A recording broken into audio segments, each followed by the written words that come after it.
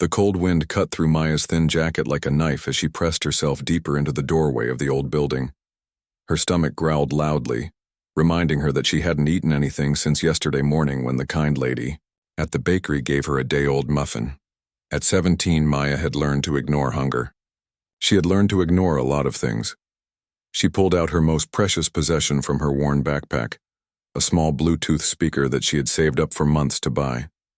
The paint was chipped and one corner was cracked, but it still worked, perfectly. Maya carefully placed it on the ground and connected her phone. The battery was at 15%, but she couldn't help herself. She needed to practice. The music started and suddenly the cold street disappeared. Maya's body moved like water, flowing from one position to another. Her feet, despite being in sneakers with holes, seemed to barely touch the ground. She had taught herself to dance by watching videos at the public library, spending hours there not just for the free internet, but for the warmth and safety it provided. Every movement told a story. A story of a little girl who was taken from her mother when she was 7. A story of bouncing between foster homes, never quite fitting in anywhere. A story of aging out of the system at 18 with nowhere to go and no one to call family. But when Maya danced, none of that mattered. When she danced, she was free. She spun around, her arms gracefully cutting through the air, and for a moment, she forgot she was homeless. She forgot that she had been sleeping in different doorways for the past 3 months. She forgot that her caseworker had stopped returning her calls. In this moment, she was exactly who she was meant to be. The music stopped, and reality crashed back down on her. Her phone battery was now at 8%. She couldn't afford to waste any more power. Maya carefully put the speaker back in her bag and looked around. The street was empty except for a few passing cars. She needed to find somewhere safe to sleep tonight. Across the city, in a mansion that could house 50 families, 18-year-old David Chen sat in his wheelchair by the massive window in his bedroom. The view was beautiful. Perfectly manicured gardens, a fountain that lit up in different colors, and gates that kept the world out. But David wasn't looking at any of that. He was staring at his legs, willing them to move, just like he had done every day for the past 2 years. The accident replayed in his mind like a broken record. He had been driving home from his graduation party, excited to tell his father about his plans to study music in college. The truck ran the red light. The doctors said he was lucky to be alive. David didn't feel lucky. His father, Richard Chen, had built a technology empire from nothing. He was worth millions and could buy anything money could purchase. But money couldn't fix David's spine. Money couldn't bring back the feeling in his legs. Money couldn't erase the guilt David felt for disappointing his father, who had worked so hard to give him every opportunity in life. The physical therapy sessions had stopped months ago. David had given up. What was the point of strengthening his arms when his legs would never work again? What was the point of anything? His father kept suggesting new treatments, new doctors, new experimental procedures. But David had heard it all before. Nothing was going to change. His nurse, Mrs. Patterson, knocked on the door. She was a kind woman in her 50s who had been taking care of David since he came home from the hospital. She never pushed him too hard, but she also never gave up on him completely. "David, your father is asking if you want to join him for dinner tonight. He's having a meeting at the office, but he thought you might want to get out of the room for a while." David almost said no, like he always did. But something made him pause. Maybe it was the way the sunset was painting his room orange, or maybe he was just tired of staring at the same 4 walls. "Okay," he said quietly. "I'll come." Mrs. Patterson's face lit up with surprise and joy. It had been months since David had agreed to leave his room for anything other than medical appointments. She quickly got his wheelchair ready and helped him get dressed in something other than pajamas. The Chen Industries building was downtown, a gleaming tower of glass and steel that reached toward the sky like it was trying to touch the clouds. David's father owned the top 3 floors, and his private dining room had a view of the entire city. On a clear night like this, you could see for miles. Richard Chen was already there when they arrived, along with several business associates. David's father's face showed genuine happiness when he saw his son, It had been so long since David had joined him for anything. "David, I'm so glad you came. Come, sit with us. We were just discussing the new charity initiative the company is starting." David wheeled himself to the table, trying to ignore the pitying looks from his father's colleagues. He knew they meant well, but their sympathy felt heavy and uncomfortable. The conversation flowed around him. Talk of market shares, quarterly reports, and expansion plans. David found his mind wandering. That's when he heard it. Faint music coming from somewhere below. It was muffled, but he could make out a rhythm, a beat that seemed to pulse with life. David looked around the table. No one else seemed to notice. The sound was so quiet it might have been his imagination. But as the business meeting continued, the music continued too. It would stop for a few minutes, then start again. David found himself straining to hear it better, trying to identify the song. There was something about it that made his heart beat faster, something that reminded him of feelings he thought he had lost forever. When the meeting finally ended and the business associates left, David was alone with his father. Richard poured himself a glass of wine and looked out at the city lights. "I'm proud of you for coming tonight, son. I know it wasn't easy." David nodded, but his attention was still drawn to the faint music below. "Dad, do you hear that?" Richard listened for a moment. "Hear what?" "There's music. It's coming from downstairs, I think. From the parking garage, maybe." Richard strained to listen but shook his head. "I don't hear anything. Maybe it's the ventilation system.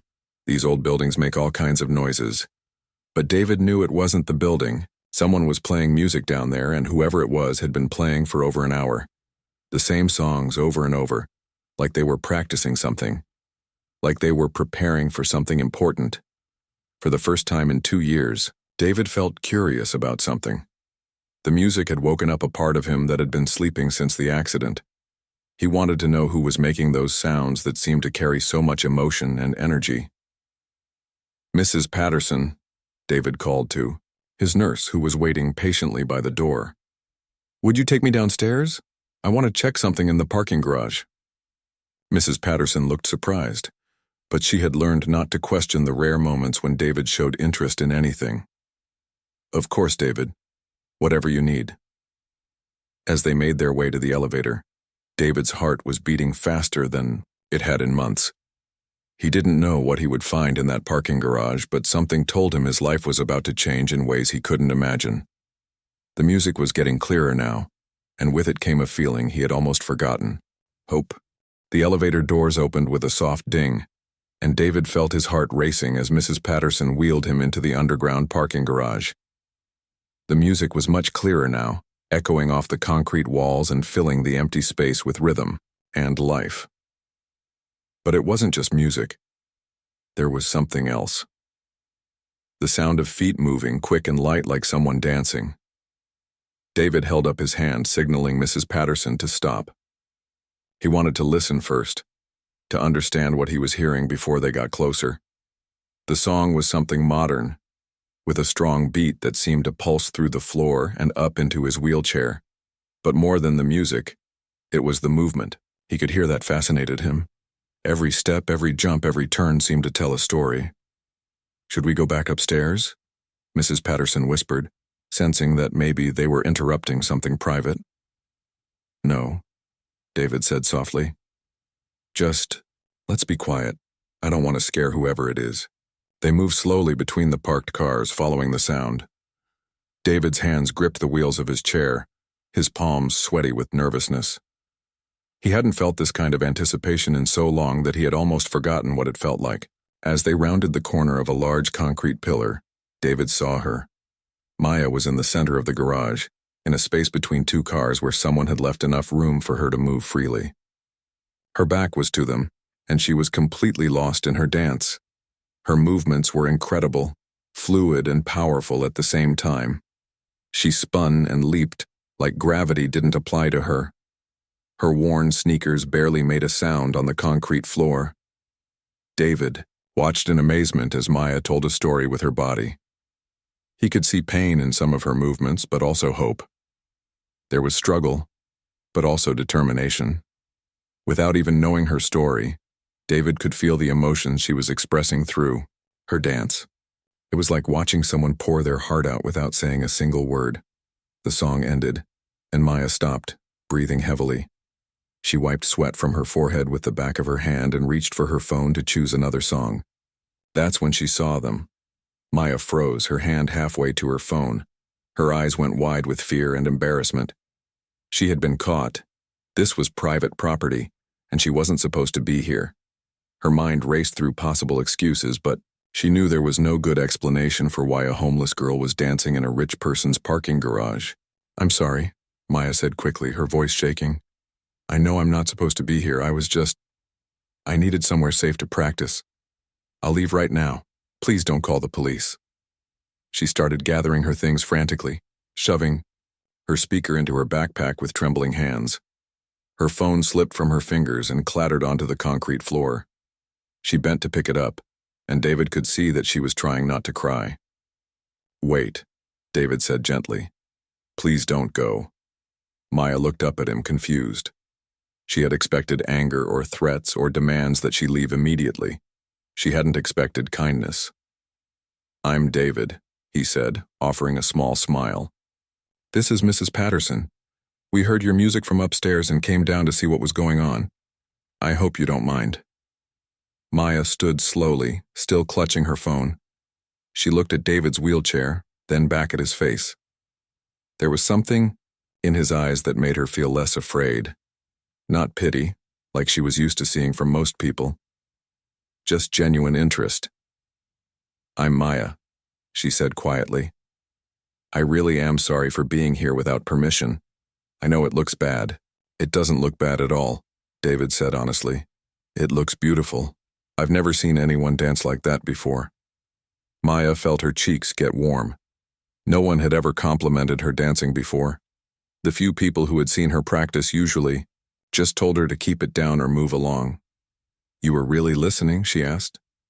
"Every second," David replied. "The way you move, it's like you're speaking a language I don't understand, but somehow I can still feel what you're trying to say." For the first time in months, Maya smiled a real smile.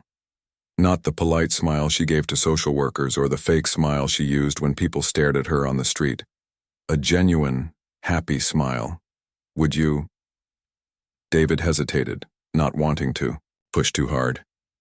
"Would you mind if we stayed and listened for a while? I promise we won't bother you. It's just, your dancing makes me feel something I haven't felt in a really long time." Maya looked at him carefully. She had learned to be suspicious of people's motives, especially rich people who claimed they wanted to help. But something about David seemed different. Maybe it was the sadness in his eyes that matched her own, or maybe it was the way he asked permission instead of just assuming he could take what he wanted. "You really want to watch me dance?" she asked. "I really do." Maya looked around the parking garage. It was warm down here, warmer than any doorway she had slept in recently, and for the first time in weeks, she didn't feel completely alone. "Okay," she said, setting her backpack down again. "But I'm not that good. I'm still learning everything from videos." "You taught yourself all of that?" Mrs. Patterson spoke up for the first time, her voice full of amazement. Maya nodded. "I go to the library and watch dance tutorials on YouTube. Then I come somewhere quiet and try to copy what I saw. It's not the same as having a real teacher, but it's all I can do right now." David felt something stir in his chest. Here was someone who had nothing, who was learning one of the most beautiful art forms he had ever seen, all by herself. She had no studio, no teacher, no mirror, no proper shoes. Just determination and a dream that she refused to let go of. "What's your favorite type of dance?" David asked. Maya's eyes lit up. "I love all kinds, but contemporary is my favorite. It lets you tell stories with your whole body. Every movement means something." She selected another song on her phone, something slower and more emotional than what she had been dancing to before. "This one is about finding hope when everything seems impossible," she said. As the music started, Maya began to move again. But this time was different. She wasn't just practicing alone. She had an audience who truly wanted to see what she could do. She danced with more confidence, more openness. She let herself be vulnerable in her movements, showing David and Mrs. Patterson not just her skill, but her heart. David watched every step, every gesture, every expression that crossed Maya's face. He found himself leaning forward in his wheelchair, completely captivated. When she lifted her arms toward the ceiling, he felt like she was reaching for dreams that seemed impossible to touch. When she dropped to the floor and slowly rose again, he saw resilience and strength that he had lost somewhere along the way. The song ended, and for a moment, the parking garage was completely silent, except for the sound of Maya's breathing and the distant hum of the building's ventilation system. "That was incredible," David said, and he meant every word. Maya smiled, feeling proud of herself for the first time in months. "Thank you for watching. It means more than you know to have someone actually pay attention." David realized that he had just experienced something magical. For the past hour, he hadn't thought about his legs once. He hadn't thought about his accident, his depression, or his disappointment. He had been completely absorbed in watching someone else pursue their dreams with everything they had. "Maya," he said carefully, "would you mind if I came back tomorrow night? I'd love to hear more of your music and see more of your dancing." Maya looked surprised. "You want to come back? If that's okay with you, I haven't felt this alive in a very long time." Maya nodded, gathering her things once more. But this time she wasn't running away in fear. She was leaving with plans to return. And for the first time since she had been living on the streets, tomorrow seemed like something to look forward to. Maya arrived at the parking garage the next evening with butterflies dancing in her stomach. She had spent the entire day wondering if David would actually show up. Maybe he had just been polite yesterday. Maybe he had gone home and forgotten all about the homeless girl who danced in parking garages. But as she turned the corner, she saw him there, waiting in his wheelchair with Mrs. Patterson beside him. "You came back?" Maya said, unable to hide the relief and happiness in her voice. "I told you I would," David smiled. "I brought something for you." He reached into a bag on his lap and pulled out a thick blanket and a thermos. "I thought you might be cold, and Mrs. Patterson made hot chocolate. It's still warm." Maya stared at the gifts, feeling her throat tighten with emotion. When was the last time someone had thought about her comfort? When was the last time someone had brought her something? Just to be kind? "You didn't have to do that," she said softly, accepting the blanket and wrapping it around her shoulders. The fabric was soft and clean, and it smelled like lavender fabric softener. "I wanted to," David said simply. "Besides, I figured if I'm going to be your audience, I should at least make sure you're comfortable." Maya opened the thermos and took a sip of the hot chocolate. It was perfect, sweet and warm, and exactly what she needed after another cold day on the streets. She felt tears prick at her eyes and quickly looked away, not wanting David to see her cry over something as simple as hot chocolate. "So," David said, giving her a moment to compose herself, "what are you going to dance to tonight?" Maya set down the thermos and pulled out her phone. "I learned something new today at the library. It's a piece about overcoming obstacles. I thought you might like it." As the music started, Maya began to move, but tonight felt different from yesterday. She felt safer, more confident. David's genuine appreciation had given her permission to be more expressive, to take bigger risks with her movements. She leaped higher, spun faster, and let her emotions flow more freely through her body. David watched in fascination as Maya told the story of struggle and triumph through her dance. He could see her interpretation of climbing, mountains falling down and getting back up again. When she extended her arms and looked up toward the ceiling, he felt like he was watching someone reach for the stars despite having every reason to give up. When the music ended, David applauded enthusiastically. "Maya, that was incredible. You have real talent. Like professional-level talent." Maya felt her cheeks warm with pride. "You really think so?" "I know so. I used to take music lessons before." He gestured toward his legs. "Before my accident. I spent years around professional artists and performers. Trust me, you have something special." This was the first time David had mentioned his accident directly, and Maya could hear the pain in his voice when he talked about his life before. She sat down on the concrete floor, the blanket still wrapped around her shoulders.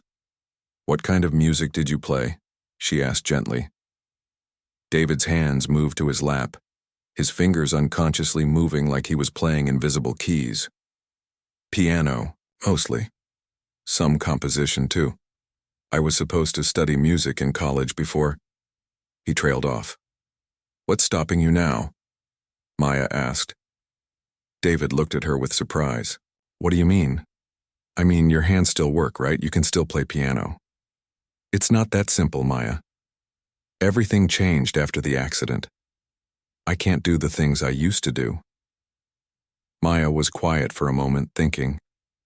"Can I tell you something? When I was in my last foster home, there was this woman named Mrs. Rodriguez. She used to say that we can't control what happens to us, but we can control what we do about it." David felt something stir in his chest, a mixture of frustration and curiosity. "It's easy to say that when you're not the one in the wheelchair." "You're right," Maya said honestly. "I don't know what it's like to be in your situation, but I do know what it's like to have people tell you that your dreams are impossible. I've been told my whole life that girls like me don't become dancers, that kids from foster care don't make it, that homeless people should just be grateful for whatever they can get." She stood up and started moving again, this time without music. Just slow, graceful movements that seemed to flow like water. "But when I dance, none of that matters. When I dance, I'm not homeless Maya or foster kid Maya or poor Maya. I'm just Maya, the real me underneath all the labels people put on me." David watched her move and felt something he hadn't experienced in 2 years. Inspiration. "You never give up, do you?" Maya stopped moving and looked at him directly. "I can't afford to give up. If I give up, I disappear completely. This," she gestured to her body, to her dance. "This is the only thing that's truly mine. No one can take it away from me." They sat in comfortable silence for a while, both lost in their own thoughts. Finally, David spoke up. "There's a piano in my father's office upstairs, a really nice one. I haven't touched it since the accident." "Why not?" Maya asked. Because what if I'm not as good as I used to be? What if everything I could do before is gone?" Maya wrapped the blanket tighter around herself and considered, his words carefully. "What if you're different than you used to be but still amazing? What if being in that chair has given you new things to say through your music?" David had never thought of it that way before. He had been so focused on what he had lost that he hadn't considered what he might have gained. New perspectives, new emotions, new stories to tell. "Would you?" He hesitated, then continued. "Would you want to come upstairs and listen to me play? I mean, if I can still play at all." Maya's eyes lit up. "Really? You'd want me to be there?" "I think I need you to be there," David said honestly. "I don't think I can do it alone." Mrs. Patterson, who had been quietly watching their interaction, spoke up for the first time that evening. "I think that's a wonderful idea. David, your father is working late tonight, so the office will be empty." The elevator ride up felt like it took forever. David's hands were shaking slightly, and Maya could see how nervous he was. When they reached the office, Mrs. Patterson unlocked the door and turned on the lights. The piano was beautiful, a black grand piano that gleamed under the office lights. David wheeled himself up to the bench and stared at the keys for a long moment. "I don't know if I remember how," he said quietly. "That's okay," Maya said, settling onto the floor nearby with her blanket. "Just try. Whatever happens, happens." David placed his hands on the keys and pressed down gently. The notes that came out were soft and tentative, like he was asking the piano for permission to play. Slowly, carefully, he began to play a simple melody. His fingers were rusty, but the memory was still there. As he gained confidence, the music became more complex. He played a piece he had composed years ago before the accident, but something was different about it now. There were new layers of emotion, deeper feelings that hadn't been there before. The music was sadder in some places, but also more hopeful. Maya closed her eyes and let the music wash over her. She could feel her body wanting to move to interpret what David was playing through dance. Without even thinking about it, she stood up and began to dance to his music. David noticed her movement and adjusted his playing to match her rhythm. It was like they were having a conversation, his piano speaking to her dance, her movement, inspiring his music. They had never practiced together, never planned this moment, but somehow they were perfectly in sync. For 20 minutes, they created something beautiful together. David's music told the story of loss and recovery, while Maya's dance showed the journey from despair to hope. When the last note faded away, they both sat in amazed silence. "That was," David started, then shook his head. "I don't have words for what that was." "Magic," Maya said simply. "That was pure magic." David looked down at his hands, still resting, on the piano keys.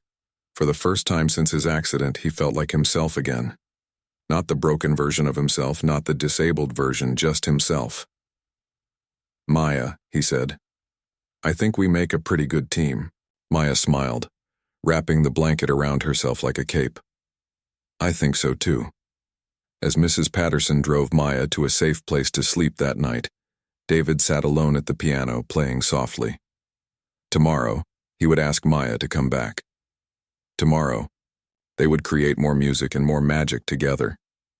For the first time in 2 years, David was excited about tomorrow. Richard Chen arrived at his office earlier than usual the next morning, his mind focused on an important business call he needed to make. But as he stepped off the elevator, he heard something that stopped him in his tracks. Piano music was flowing from his office. Beautiful, emotional music that he hadn't heard in his building for over 2 years. He walked quietly toward the sound and peered through the partially open door. There was David sitting at the piano, his fingers moving across the keys with a passion Richard thought was lost forever. But that wasn't what shocked him the most. There was a young woman dancing in the middle of his office, a black girl with worn clothes and sneakers that had seen better days. Richard's first instinct was anger. Who was this person, and how had she gotten into his private office? Was she some kind of thief? But as he watched longer, his anger began to fade. The girl wasn't stealing anything. She was dancing to David's music with such beauty and grace that even Richard, who knew nothing about dance, could see she had extraordinary talent. More importantly, David was playing again. His son, who hadn't touched a piano in 2 years, was not only playing but composing.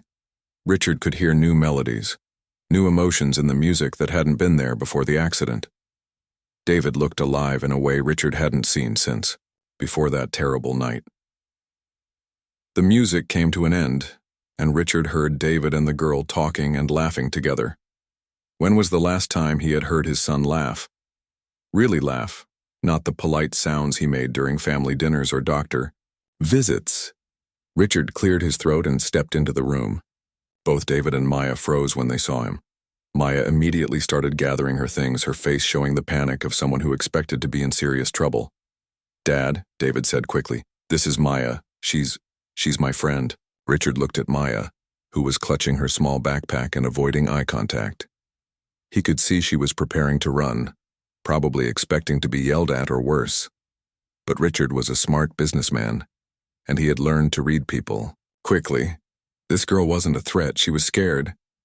"Maya," Richard said carefully, "it's nice to meet you." Maya looked up in surprise. She had expected anger, accusations, demands for her to leave immediately. She hadn't expected politeness. "I'm sorry, Mr. Chen," Maya said quickly. "I know I shouldn't be here. David invited me up to listen to him play, but I understand if you want me to go." Richard studied her face as she spoke. Despite her obvious fear, she looked him directly in the eye when she apologized. There was dignity in her posture, intelligence in her eyes. This wasn't some random person off the street. This was someone special. "How long have you been dancing?" Richard asked. Maya glanced at David, confused by the question. "I've been teaching myself for about 3 years, sir." "Teaching yourself?"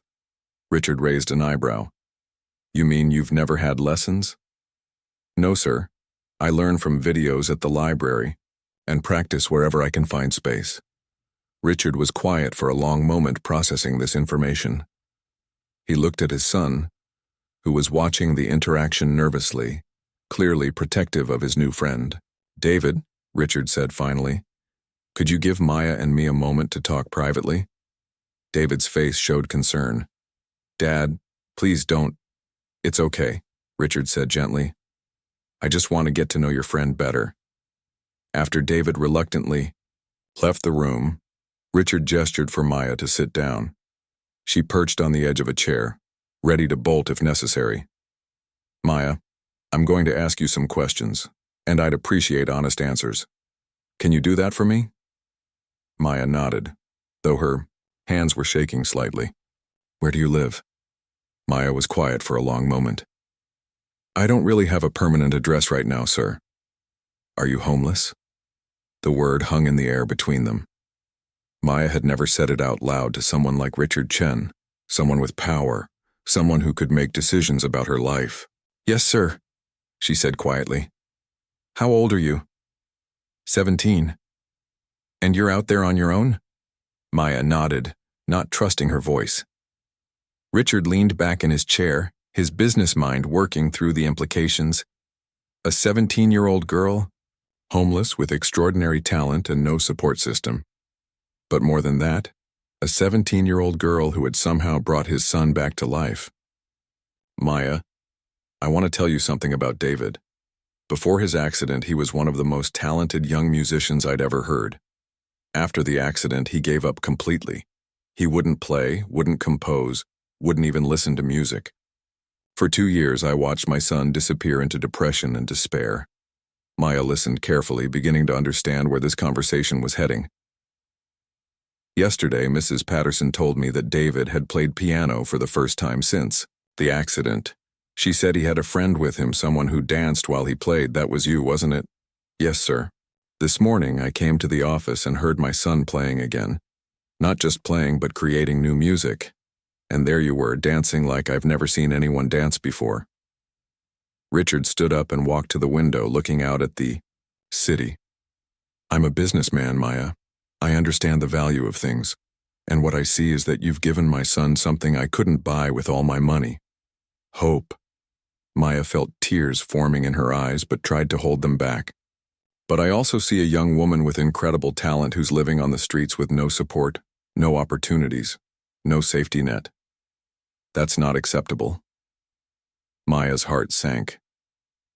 Here it comes, she thought. The part where he tells me I'm not good enough. For his son. The part where he pays me to go away. I want to make you an offer, Richard continued. My company has a guest apartment in this building. It's small but comfortable, and it's currently empty. I'd like you to stay there. Maya's mouth fell open. Sir? In exchange, I'd like you to continue being David's friend. Continue dancing with his music. Help him remember who he used to be, who he still is. I don't understand, Maya said, completely confused. You want to give me an apartment just for being David's friend? Richard turned back to face her. Maya, I've spent the last 2 years trying to find ways to help my son. I've hired the best therapists, the most expensive doctors, tried every treatment money could buy. Nothing worked. You've known him for a few days and he's already playing piano again. Maya was quiet, trying to process what was happening. But there's more, Richard continued. I've been thinking about starting a scholarship program for talented, young people who need support. You could be our first recipient. We could arrange for proper dance training, maybe help you finish high school, prepare for college if that's what you want. Why? Maya asked, her voice barely above a whisper. Why would you do all this for me? Richard smiled, and Maya could see where David got his kindness from. Because talent like yours shouldn't be wasted. Because young people like you deserve chances. And because you've given me the greatest gift possible.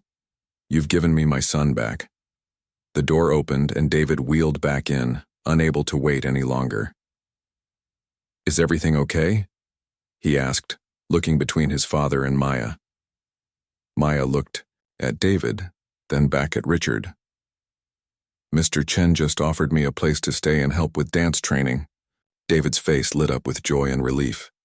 Dad, that's amazing. Maya, you said yes, right? Maya felt overwhelmed by the sudden change in her circumstances.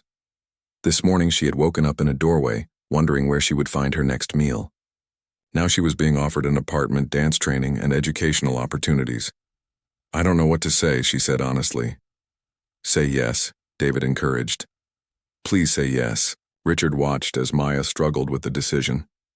He could see she wasn't used to accepting help, wasn't used to people investing in her future. Maya, Richard said gently, I'm not doing this out of pity. I'm doing this because it's good business. You help David, David gets better, our family gets stronger, everyone wins. Maya looked around the office, at the piano where she and David had made music together, at David's hopeful face, at Richard's sincere expression. Okay, she said finally. Yes. Thank you. David let out a whoop of joy and wheeled over to give Maya a hug. Richard felt something he hadn't experienced in years, the satisfaction of knowing he had made exactly the right decision. That afternoon, Richard had Maya moved into the guest apartment. It was small but beautiful, with large windows that let in lots of light and a space perfect for dancing.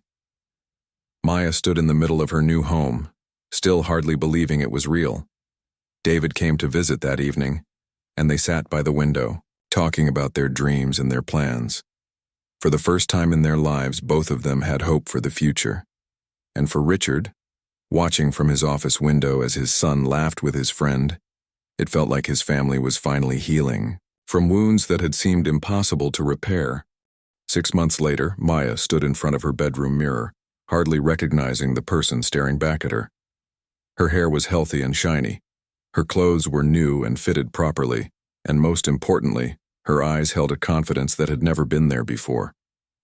Today was the day she would audition for the city's most prestigious performing arts school, and for the first time in her life, she truly believed she had a chance.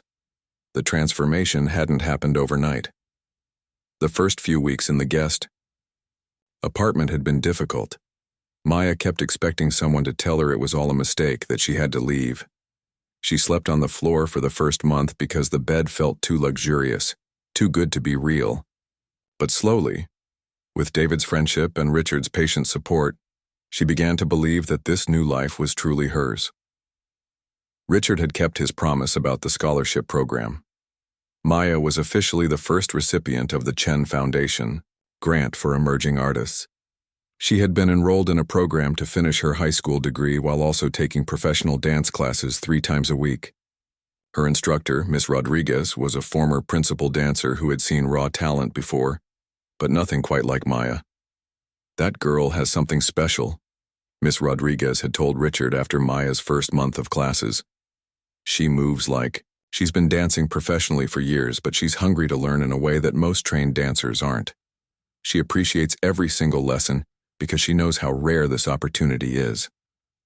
David had also been transformed by their friendship. He was now taking college-level music composition courses online and had started a small music therapy program at the local rehabilitation center.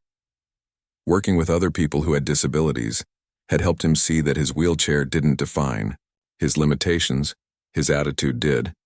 But the most amazing change came when they worked together. Their collaborations had become legendary among the small group of people who had seen them perform. Maya's dance and David's music seemed to speak the same language, telling stories that neither could express alone. That's why today's audition was so important. Maya wasn't just auditioning by herself. She and David had created a piece together that would showcase both of their talents. The performing arts school had never seen anything like it before, a dancer and a composer working as a team, creating art that was bigger than either of them individually. You ready for this? David asked as Maya came downstairs to the lobby where he was waiting with Mrs. Patterson. As ready as I'll ever be, Maya replied, though her hands were shaking slightly. You're going to be amazing, David assured her. We both are. The audition was being held at the school's main theater, a beautiful space with high ceilings and perfect acoustics. Maya had visited once before for a tour, but being there on audition day felt completely different. The building was full of talented young people, all hoping for their chance at a better future.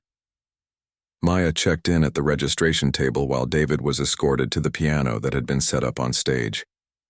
Their slot was scheduled for 2:30 p.m., and they would have exactly 10 minutes to show the admissions committee what they could do together.